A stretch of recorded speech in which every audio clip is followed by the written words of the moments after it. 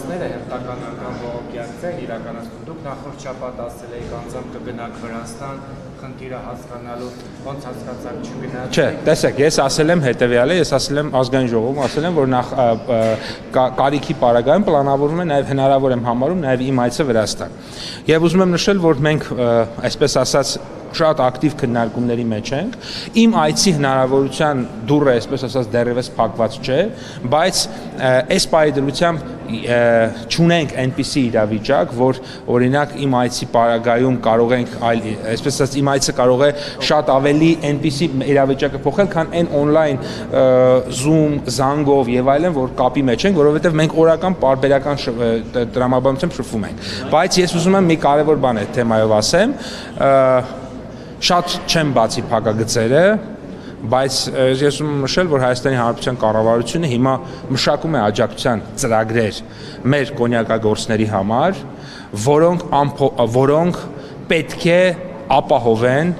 սեպտեմբեր-հոկտեմբեր ամիսներին խաղողի անխափան մթերումները։ Այսինքն մթերում արտահանում տրամաբանության մեջ մենք մեր բոլոր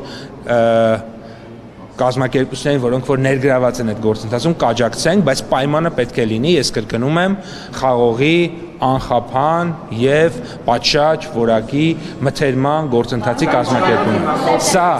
Սա կօգնի, ես կարծում եմ, որ խնդիրների լուծմանը կօգնի, մենք նաեւ վաղը կամ այսօր կնայեմ գրաֆիկս, ուրեմն հանդիպում ունենք մեր կոնյակագործների հետ, ես այս ընթացքում գիտեք մեկ անգամ հրապարակային եմ հանդիպել, բայց նաև ոչ հրապարակային էլ ենք պարբերաբար քննարկում տարբեր առանձին արտադրողների կամ արտադրողների խմբի հետ։ Մենք կա որոշակի, այսպես ասած, քննարկման արդյունքների ամփոփում վրացական կողմի հետ, կհանդիպենք նաև քննարկենք մեր գործընկերների հետ, բայց ես ուզում եմ նշել, որ այնուամենայնիվ մենք կառավարությունը մեր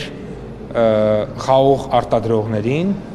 մեր գյուղացիներին, մեր ֆերմերներին եւ մեր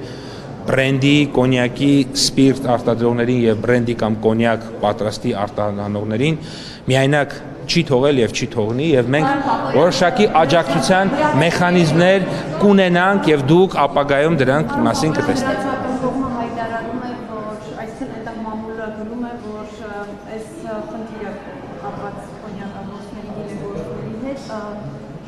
Կապ ունի Իվանիշվիլի նախին դաշնակցի Հայաստանով խախտելով եւ կուզեի սա մեկնաբանեիք, արդյոք դուք կապ տեսնում եք այս ստեղծված խնդիրների եւ այդ գործընթացի միջեւ եւ նաեւ փոթի մասով կան տեղեկություններ, որ փոփոխությունը այնտեղ եւս մեծացվել է, այդպիսի ահազանգեր արդյոք ստացել եք։ Ես չգիտեմ այդ պատմության մասին եւ չգիտեմ ով է ձեր ասած մարդը եւ